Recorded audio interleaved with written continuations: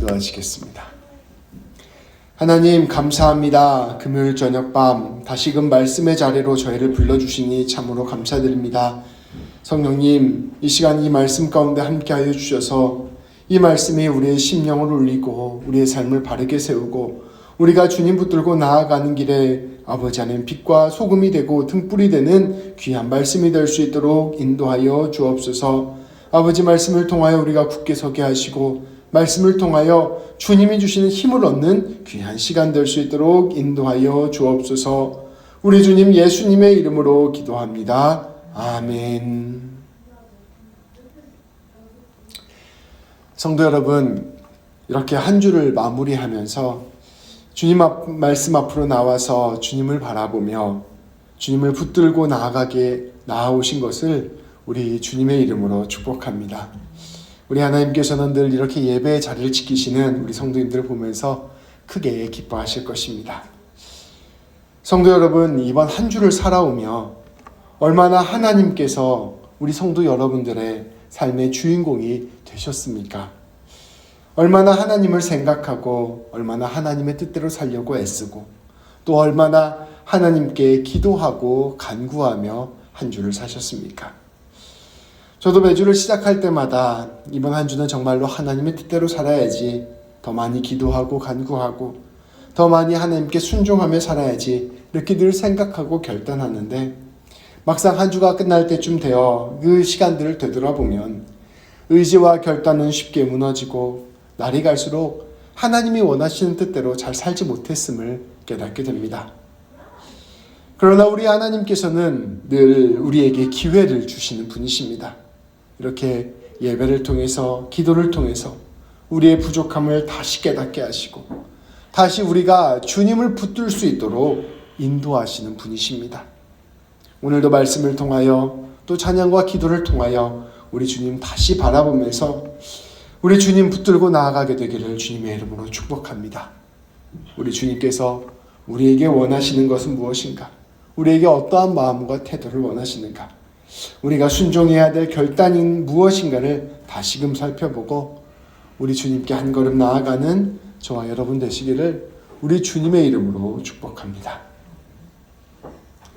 오늘은 이스라엘 백성들이 하나님께 드릴 수 있는 두 가지 제사, 곧 서원제와 자원제에 관한 말씀입니다. 서원제는 이스라엘 백성들이 하나님께 서약한 것을 지키기 위해서 드리는 제사이며, 자원제는 마음에서 우러나는 마음, 말 그대로 자원하는 마음으로 하나님께 드리고 싶어서 드리는 제사, 이게 바로 자원제입니다. 오늘은 이 자원제와 서원제에 관해서 우리 말씀이 우리에게 전해주고 있는데요.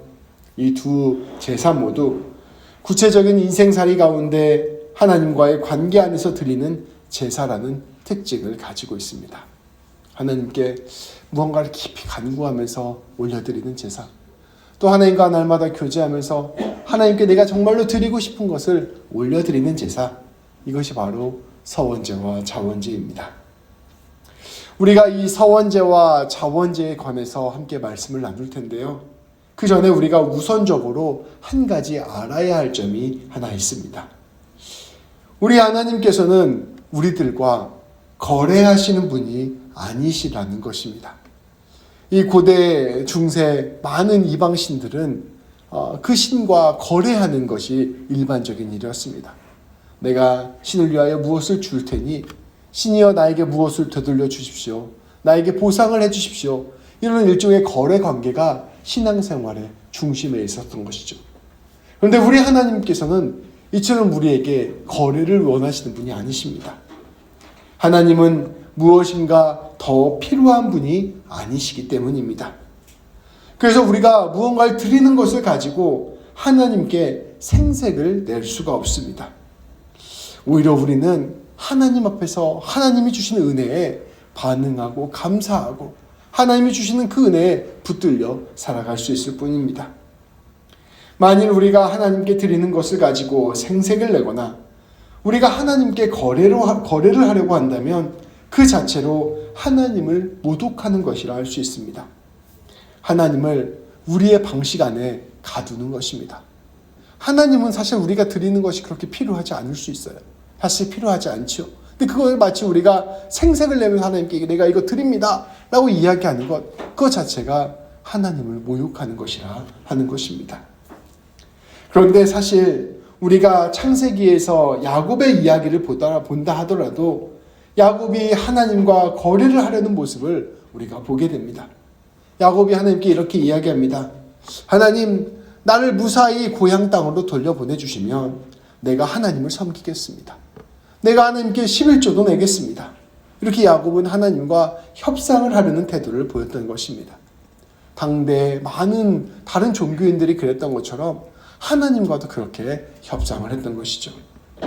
야곱이 얼마나 치기 어린 사람이었는가, 얼마나 하나님을 잘 모르는 사람이었는가를 그대로 보여주는 장면입니다.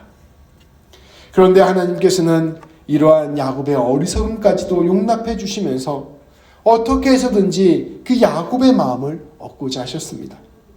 하나님께서는 그 야곱의 그 간구를 받아주시고 야곱에게 복을 주시고 야곱과 약속과 언약을 맺어주시고 야곱을 당신의 복의 통로로 사용하셨습니다. 그래서 결국 야곱은 그 모든 과정을 통하여 하나님을 깊이 알게 되었고 결국에는 그 무엇보다 자신의 마음, 자신의 믿음을 하나님께 드리는 사람이 되었습니다. 하나님께서는 결국 우리의 마음을 원하세요. 그 마음속 가장 깊은 곳을 얻고자 우리에게 많은 방식으로 우리에게 다가와 주시는 것입니다. 하나님께서는 오늘 우리에게도 동일한 마음을 가지고 있습니다. 우리가 하나님께 무엇인가를 드리고자 할 때 우리 하나님께서 우리에게 진실로 원하시는 것은 우리의 마음 가운데 있는 그 마음의 가장 깊은 곳, 그것을 우리 하나님께서는 받기를 원하십니다. 하나님께서는 우리가 하나님께 간절히 바라는 그 마음을 원하시고 우리가 하나님을 붙들고자 하는 그 마음을 우리 하나님께서는 원하십니다. 그리고 그 모든 과정을 통하여 하나님을 신뢰하는 마음을 원하시고 하나님을 하나님이라 인정하는 그 마음을 원하십니다. 그리고 결국에는 하나님을 사랑하는 마음, 하나님께 순종하는 마음을 원하십니다. 하나님께서 온 세상 모든 것들을 다 당신 뜻대로 주관하실 수 있으신 분이신데 하나님께서 당신의 뜻이 닿지 않도록 잠시 허용하신 부분이 있으십니다. 그 허용하는 부분은 무엇이냐면 바로 우리 사람의 마음이에요. 사람의 마음을 사람의 뜻대로 자기 뜻대로 할 수 있도록 하나님께서 잠시 허락해 주셨습니다. 왜냐하면 하나님께서는 우리가 그 마음을 가지고 하나님을 온전히 사랑하시기를 원하시기 때문입니다. 사람이 자발적인 마음으로 전심을 다하여 하나님을 사랑하고 하나님을 붙들고 하나님을 인정하고 하나님을 찬양하는 그것, 우리 하나님께서 그것을 간절히 바라시기에 우리에게 자유를 주신 것입니다. 우리 하나님께서는 결국 그 마음을 우리에게 얻고자 하신 것입니다. 결국 하나님과 하나가 되는 것, 우리가 하나님과 함께 걸어가며 하나님을 아버지라고 고백하게 되는 것, 그것이 바로 우리 하나님께서 우리의 인생 가운데에서 이루고자 하시는 하나님의 꿈입니다. 우리 하나님께서 이준 집사님의 인생을 통하여 또 우리 임경미 집사님의 인생을 통하여 이서림 사모와 우리 밴쿠버 새벽교회 모든 성도님들의 인생을 통하여 꿈을 꾸고 계시는 것이 있어요. 그건 다름이 아니라 하나님을 진실로 사랑하는 마음을 우리 성도님들의 마음속 깊은 곳에 갖게 하시는 것입니다. 그 꿈을 위하여 하나님께서 수십 년 우리의 인생 가운데 일하시고 계시는 것입니다. 사실 우리는 하나님과 거래를 하고 싶죠. 하나님, 제가 이런 사랑하는 마음, 하나님을 섬기는 마음, 하나님께 믿는 마음을 하나님께 드리니 하나님 제 인생에서 내가 원하는 것 좀 하나님 주십시오. 우리 이렇게 거래를 하고 싶어 합니다. 근데 하나님께서는 그 모든 것들을 용납해 주시되 결국 가장 우리에게 필요한 것은 하나님을 사랑하는 마음이라는 것을 알고 계시기에 그것을 우리 가운데 심게 하시기 위하여 부단히 애쓰시고 노력하시는 것입니다. 하나님께서는 때때로 우리의 이러한 생색, 우리의 욕심, 우리의 그런 인간적인 간구마저도 어떻게 보면 귀엽게 받아주시면서 우리를 하나님의 품으로 인도하시는 것입니다. 오늘 말씀은 이러한 하나님의 뜻이 그대로 담겨져 있습니다. 하나님께서 오늘 서원제와 자원제를 드려야 할 때 어떻게 드려야 할지를 우리에게 가르쳐주고 계십니다. 그리고 그 과정 가운데 우리를 향한 하나님의 마음이 담겨져 있습니다. 오늘 말씀 17절부터 20절까지 말씀을 우리 함께 다 같이 봉독하도록 하겠습니다. 같이 읽겠습니다. 여호와께서 모세에게 말씀하여 이르시되 아론과 그의 아들들과 이스라엘 온 족속에게 말하여 이르라. 이스라엘 자손이나 그 중에 거류하는 자가 서원 제물이나 자원 제물로 번제와 더불어 여호와께 예물로 드리라거든 기쁘게 받으심이 되도록 소나 양이나 염소의 흠없는 수컷으로 드릴지니 흠 있는 것은 무엇이나 너희가 드리지 말 것은 그것이 기쁘게 받으심이 되지 못할 것임이니라. 아멘. 하나님께서는 모세에게 말씀하셨습니다. 너는 가서 제사장들과 이스라엘 백성들에게 가서 전해주어라. 이스라엘 백성들 또 그들과 함께 있는 이방인들 이 모든 사람들이 그러니까 이스라엘 하나님 백성으로 칭함을 받는 이 백성들의 공동체 안에 있는 모든 이들이 하나님께 서원제물, 자원제물을 번제와 함께 하나님께 드리려고 하거든 너희는 그 제물이 하나님께서 기쁘게 받으실 만한 제물이 되도록 그렇게 드려야 한다고 전하여라. 어떻게 해야 하나님이 기쁘게 받으시느냐? 곧 소나 양이나 염소를 드리되 흠이 없는 수컷을 드려야 한다. 그래야 하나님께서 그것을 기쁨으로 받으실 것이다 라고 말씀하셨습니다. 하나님께서는 이스라엘 백성들에게 계속해서 말씀하십니다. 이 서원제와 자원제를 하나님께 드리려면은 최고의 가축을 드려야 된다. 얼마나 최고여야 되냐? 몸에 흠집도 없고 병도 없고 건강한 그런 수컷 가축을 하나님께 드려야 한다라고 전한 것입니다. 그리고 그렇게 드릴 때 하나님께 기쁨이 된다고 선포하였습니다. 하나님께서 무엇을 기뻐하실까요? 이렇게 제물을 드리면 하나님께서 왜 기뻐하실까요? 분명합니다. 이 제물을 드리는 백성의 마음을 기뻐하시는 것입니다. 하나님께서 이 모든 동물들을 창조하셨는데 이 흠없는 수컷 한 동물 하나가 하나님께 드려졌다고 해서 그게 하나님에게 무슨 유익이 있겠습니까? 그 제물을 드리는 백성의 마음을 기뻐하시는 것입니다. 그런데 어떠한 마음을 기뻐하시는 것일까요? 오늘 말씀을 통해서 우리가 살펴볼 수 있는데 이 제물을 드리면서 이 백성이 내가 이제 하나님을 신뢰합니다. 하나님을 하나님으로 고백합니다. 내 인생과 내 삶이 하나님께 달려 있습니다. 고백하는 그 마음을 기뻐하신다는 것입니다. 우리가 번제에 관하여 함께 말씀을 나누었을 때 흠이 없는 수컷의 의미가 무엇인지를 함께 나누었습니다. 우리 성도님들 기억나시나요? 흠이 없는 수컷은 보통 종자로 쓰는 수컷을 뜻하는 말입니다. 농촌에서 보면 그 예전에 돼지 농장 가보면 이제 하잖아요. 돼지를 키울 때 다들 도시 사셔서 모시는구나. 돼지 농장을 키우면 이제 그 농장에 그 여자 돼지들이 쫙쫙 있습니다. 예쁜 핑크 돼지들이 쭉 있어요. 핑크 돼지들이 이렇게 10마리, 20마리 쭉 있고요. 그리고 이제 그 농장 속으로 더 깊이 들어가면 아주 큰 우리가 있는데 그 큰 우리에 들어가면 정말로 송아지만한 돼지가 있습니다. 이만한 돼지. 그 송아지만한 돼지가 수컷 돼지예요. 그러니까 그 수컷 돼지가 우리 농장에 있는 모든 돼지들의 아빠입니다. 그래서 그 수컷 돼지가 이 나머지 그 젊은 그 여자 돼지들을 하고 교미를 하고 그래서 난 수많은 새끼들을 키워갖고 파는 게 이제 돼지 농장의 기본적인 구조이죠. 그러니까 이제 어느 농장이든 그 종자 돼지가 가장 비싸고 가장 튼튼하고 가장 흠이 없는 돼지였습니다. 이 돼지 농장뿐 아니라 소나 양이나 염소에 있어서도 이 모든 동물들의 종자가 되는 수컷이 가장 귀한 수컷이었던 것이죠. 그런 동물은 구하기도 어렵고 구한다 하더라도 그 집에서 가장 귀한 동물로 사용되는 동물이었습니다. 근데 그 종자가 되는 수컷을 바치라고 이야기하는 것입니다. 그 수컷을 서약의 대가로 하나님께 내어드리는 것, 그 수컷을 하나님께 자원하는 마음으로 내어드리는 것은 어떠한 의미가 있을까요? 어쩌면 내 미래를 내어드리는 의미가 있을 것입니다. 내 생계를 내어드리는 의미가 있을 것입니다. 하나님께서 모든 것을 책임져 주신다는 믿음이 있지 않고서는 도저히 내어드릴 수 없는 것입니다. 그러한 마음으로 하나님, 제가 이 종자가 되는 가축을 하나님께 올려드리지만 앞으로의 제 모든 인생과 제 모든 삶이 하나님께 달려있음을 믿습니다.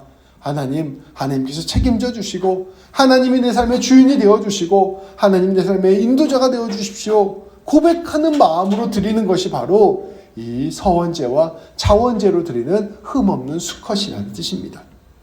특별히 22절부터 24절까지의 말씀을 보면 이러한 의미가 더욱 분명히 드러납니다. 세 번역 말씀인데요. 제가 읽을 테니 우리 성도님들 눈으로 한번 따라 읽어주시기 바랍니다. 눈이 먼 것이나 다리를 저는 것이나 어떤 부위가 잘린 것이나 고름을 흘리는 것이나 오미 난 것이나 종기가 난 것을 나 주에게 바쳐서는 안 된다. 그런 것들을 제단 위에다 놓고 불살라 나 주에게 바치는 제물로 삼아서는 안 된다. 자유로운 뜻에서 바치는 제물이면 소나 양 중에서 한쪽 다리는 길고 다른 한쪽인 짧은 것이라도 괜찮다. 그러나 서운한 것을 갚는 제사에서는 나 주가 그런 것을 즐거이 받지 않는다. 짐승 가운데서 고환이 터졌거나 으스러졌거나 빠지거나 잘린 것은 나 주에게 바칠 수 없다. 너희가 사는 땅에서는 너희가 이런 것들을 제물로 삼아서는 안 된다. 쉽게 말하면 병에 걸리거나 약해져서 더 이상 종자로서의 역할을 할 수 없게 된 수컷, 또 고환이 터져서 더 이상 생식을 할 수 없게 된 수컷은 하나님께 드리지 못한다고 말하고 있는 것입니다. 이것을 좀 우리말로 표현하면 눈 가리고 아웅하지 말라는 것입니다. 이 서원제나 이 자원제를 드릴 때 하나님, 내 인생이 하나님께 달려 있습니다 라고 고백하면서 내 인생의 목숨줄과 같은 것을 하나님께 내어드리는 것, 이것이 바로 서원제와 자원제의 의미인데, 앞서 말씀드린 바와 같이 이러한 제물이라면 사실은 나에게 더 이상 필요가 없고 쓸모가 없어진 것을 생색을 내면서 바치는 것에 불과하다는 것이죠. 그런 거 바칠 때에는 다른 사람이 봤을 때는 모를 수도 있잖아요. 안에서 다친 거라서 티가 안 날 수도 있는데 그 마음이 다르다는 것입니다. 앞서 말씀드린 바와 같이 내 목숨줄과 같은 제물을 바칠 때에는 정말로 내 인생을 하나님께 거는 의미가 있어요.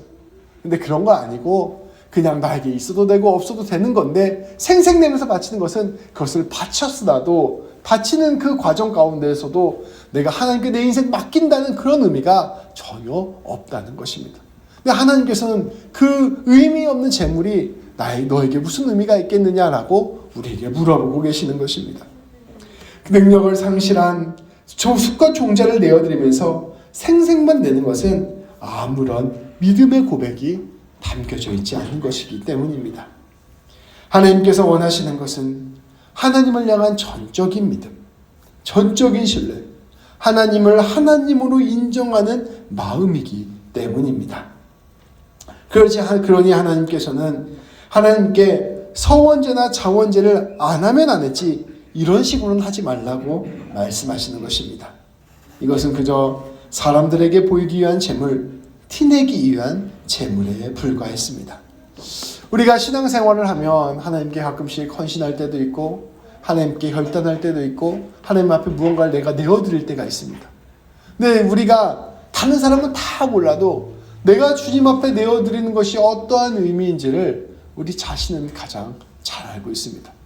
사실 나에게 아무것도 아닌 너무나도 쉬운 일인데 아주 생색을 내면서 하나님께 마치 거창한 것을 드리는 것처럼 우리가 보여줄 수도 있고, 또 다른 사람이 봤을 때는 뭐 별거 아닌 고작 아무것도 아닌 희생과 헌신처럼 보여도 이 당사자에게 있어서는 자기 인생을 거는 하나님을 향한 고백일 수도 있습니다.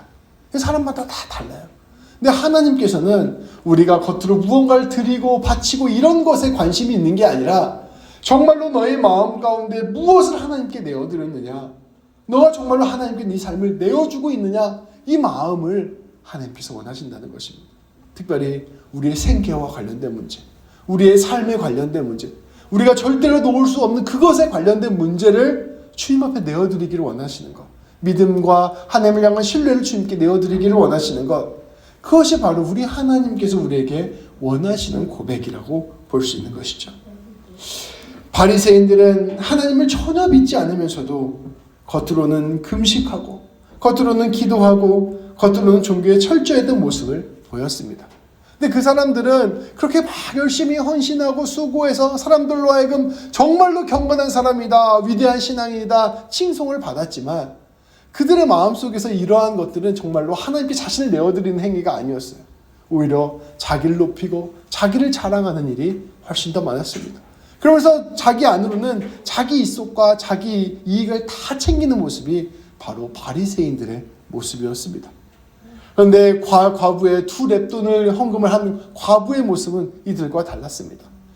이 2렙돈의 헌금은 아무것도 아닌 작은 돈이었지만 과부에게서는 자기 목숨줄이 걸린 돈이었어요. 근데 그거를 하나님께 내어드리는 것, 이것을 보면서 우리 예수님께서는 이 여인의 믿음과 이 여인의 헌신을 하나님께 상달받은 헌신이라고 극찬하셨습니다. 그것이 바로 우리 하나님께서 원하시는 우리의 진실된 마음인 것입니다. 하나님께서는 결국 우리의 마음속 중심, 정말로 하나님을 믿고 신뢰하는 것, 정말로 하나님을 의지하는 것, 그것을 원하시는 것입니다. 두 번째로 우리 하나님께서는 우리에게 목숨을 다하는 사랑을 원하셨습니다. 첫 번째로는 하나님을 향한 전적인 신뢰를 우리에게 원하셨다면, 두 번째는 목숨을 다하는 사랑을 우리에게 원하셨습니다. 오늘 말씀에 보면 하나님께서는 서원제와 자원제를 드리는 데 있어서도 제물을 하나님께 바치라고 명령하셨습니다. 근데 이제 우리가 말씀 쭉 읽다 보면 그런가 보다 하는데 가만히 생각해 보면 좀 의문이 듭니다. 이게 맞는가 하는 질문이 되는 것이죠. 왜냐하면 죄송합니다. 번제나 속죄제나 속건제는 죄사함의 의미가 있었습니다. 죄의 값이 사망이었기 때문에 이 사망을 대신할 제물을 하나님께 내어 바쳤던 것입니다. 그러니까 죽음이 그 제물에게 전가되었던 것이죠. 화목제는 하나님 앞에서 잔치를 벌이는 의미가 있었습니다. 그러니까 함께 고기를 먹고 교제를 나누어야 됐기 때문에 자연스럽게 제물을 죽일 수밖에 없었죠. 그런데 서원제는 서약을 이행하기 위한 제물이었고, 더더군다나 자원제는 하나님께 자원하는 마음으로 드리는 제물이었습니다. 그런데 이 서원제나 자원제 역시 생명을 내어드리는 제사로 하나님께 드리는 것입니다. 하나님께 서약을 지키는 것, 하나님께 사랑의 마음을 내어드리는 것에도 우리 하나님께서는 여전히 생명을 내어드리기를 원하셨다는 것입니다.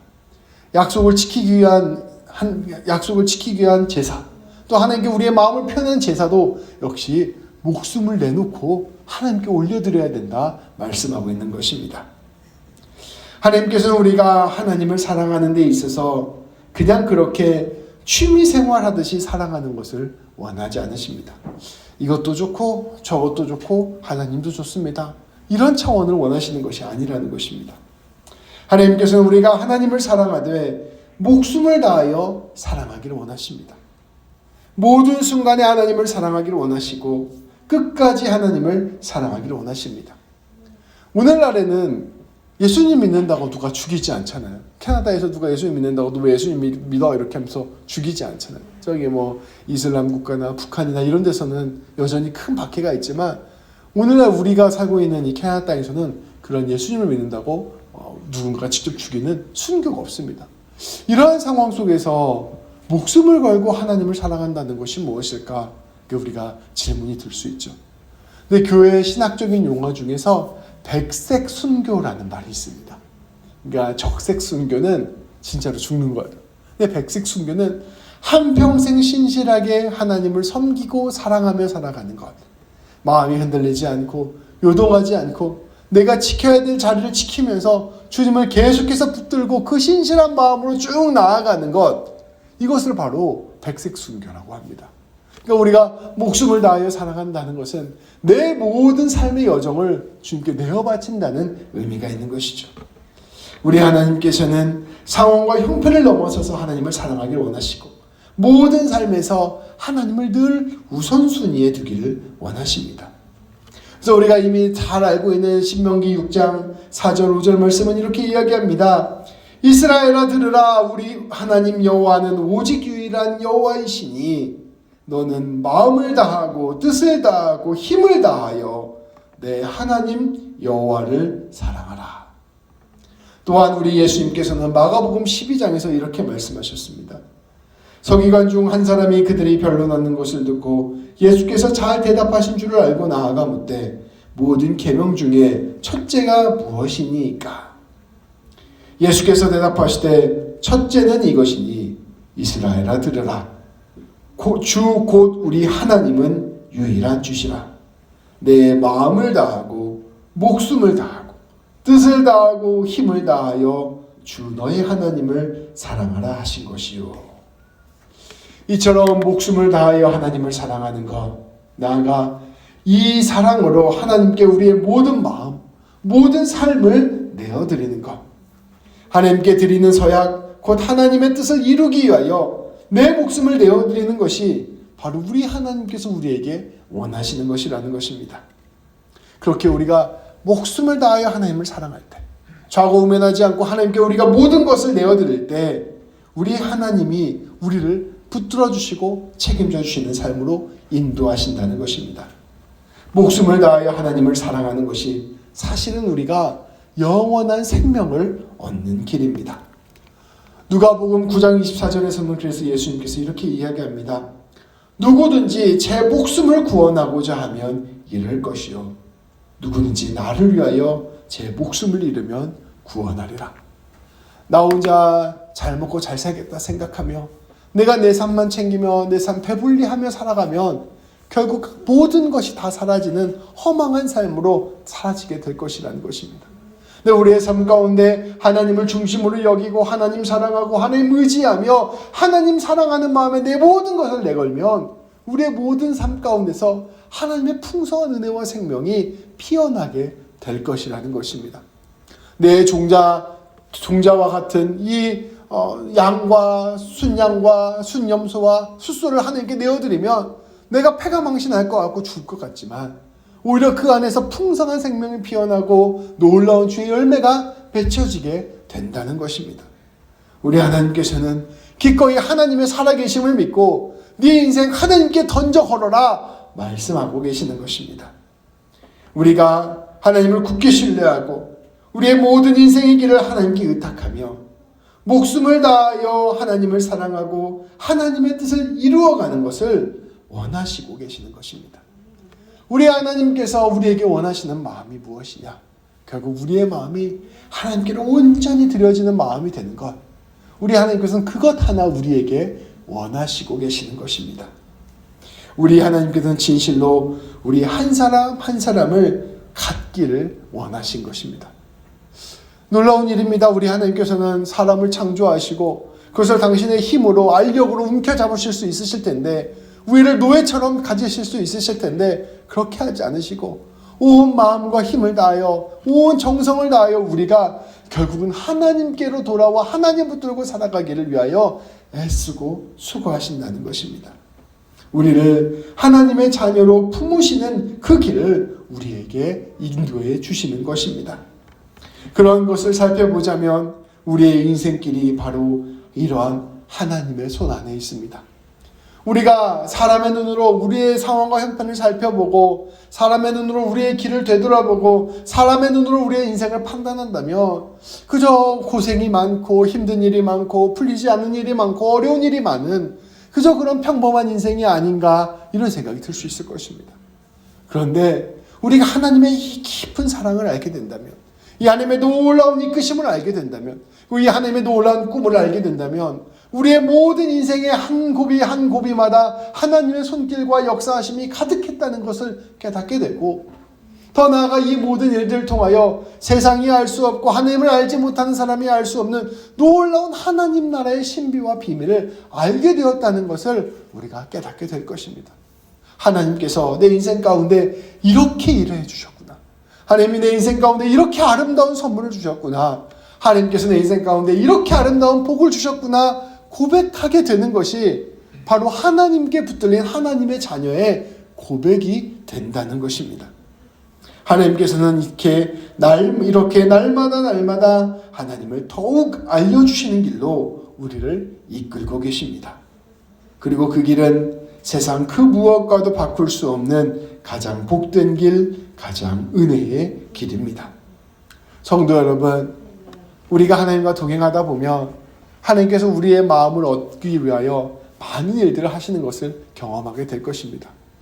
내가 이것까지 내려놓아야 하나 이런 마음이 들 때도 있고, 내가 하나님 꼭 의지해야 하나 이런 마음이 들 때도 있고, 또 하나님께서 때로는 우리가 계획하지도 못하는 놀라운 선물을 주실 때도 있고, 여러 가지 굽이굽이 하나님께서 내 인생 가운데 여러 방면으로 일하시는 것을 많이 느끼실 것입니다. 네, 오늘 말씀하셨던 것처럼 내 마음에 가장 중요한 것을 늘 하나님께 드리는 결단을 하십시오. 그 내 마음에 가장 귀한 것은 사실은 내 자신밖에 모릅니다. 내 안에서 흠이 없고, 내 안에서 상처가 없고, 내 안에서 아픔이 없는 가장 귀한 나의 재물, 이것을 내어드리면 어쩌면 내가 죽을 것과 같은 그 재물을 하나님께 기꺼이 내어드리는 용기를 가지시길 바랍니다. 그렇게 하나님을 신뢰하고 의지하고 하나님께 의탁하며 우리의 가장 중요한 마음의 중심을 하나님께 내어드릴 때, 우리 하나님께서는 그것을 통하여 놀랍게 역사하실 것이요, 그것을 통하여 가장 아름다운 열매 30배, 60배, 100배의 결실을 맺으실 것입니다. 그래서 우리 하나님께서 우리에게 얼마나 놀라운 일을 하시는가를 우리가 평생을 통하여 경험하게 되고, 그래서 우리가 죽게 되는 날, 저는 이제 가끔 그런 생각 하거든요. 저는 항상 언제 죽을까 이 생각을 되게 많이 해요. 죽게 되는 날 심장이 이제 멎어져 가고 있을 때, 하나님이 그래도 내 인생 가운데 은혜를 정말로 가득 주셨구나, 내 인생에 주신 복이 차고도 넘치는구나, 하나님께 나에게 정말 많은 감사를 주셨구나 고백하며 하나님께로 돌아가게 되는 우리 모두가 되기를 우리 주님의 이름으로 축복합니다. 기도하시겠습니다. 하나님께 우리가 서약할 때도 있고, 하나님께 우리가 자원하여 우리의 마음을 내어드릴 때도 있고, 하나님께서 우리에게 원하시는 것을 우리가 주님께 드릴 때도 있음을 고백합니다. 하나님 아버지, 그 모든 과정 가운데 하나님께서는 그 어떤 것이 아니라 우리의 마음속 가장 깊은 곳, 우리의 생명, 우리의 삶, 우리의 꿈, 우리의 비전, 우리가 꼭 필요하다고 생각하는 그것을 하나님께서 원하시는 것을 우리가 오늘 말씀을 통하여 함께 배웠습니다. 그것을 하나님께 내어드릴 때 하나님께서 그것을 가장 귀한 예물로 받아주시고, 그 예물을 통하여 놀라운 주의 역사하심과 일하심을 이루어내시며, 무엇보다 우리를 당신의 것으로 삼아주심을 우리가 말씀을 통하여 다시금 배웠습니다. 하나님, 우리가 스스로 살고자 하여 우리 목숨을 움켜쥐면 우리가 결국 썩어 없어지나, 하나님을 위하여 우리가 기꺼이 우리의 목숨을 주님께 내어드리면 모든 것이 30배, 60배, 100배의 결실이 되고 하나님의 놀라운 생명과 사랑이 우리를 통하여 피어나게 됨을 우리가 또한 말씀을 통하여 배웠습니다. 아버지 안에 우리가 머리로는 잘 이해되지 않고 우리의 인간적인 힘과 능력으로는 감당할 수 없는 일처럼 보이지만, 아버지 날마다 성령의 은혜를 주시고 하나님의 놀라운 십자가의 비밀을 깨닫게 하여 주시고, 날마다 주의 감동을 아버지 허락하여 주셔서 우리에게 주님께서 허락하신 가장 복된 길, 은혜로운 길, 무엇보다 우리의 마음을 주님께 온전히 내어드리는 길에 한 걸음 한 걸음 나아가는 우리 모두가 될 수 있도록 인도하여 주옵소서. 그리하여 우리의 인생 가운데 펼쳐지는 하나님의 놀라운 복과 은혜가 얼마나 크고 아름다운지, 하나님의 영광이 얼마나 복된 일인지, 하나님께서 우리에게 얼마나 귀한 것을 예비하여 주셨는지, 아버지 우리가 한평생 살아가며 그것을 깊이 경험하는 우리 모두가 될 수 있도록 인도하여 주옵소서. 우리 주님 예수님의 이름으로 기도합니다. 아멘.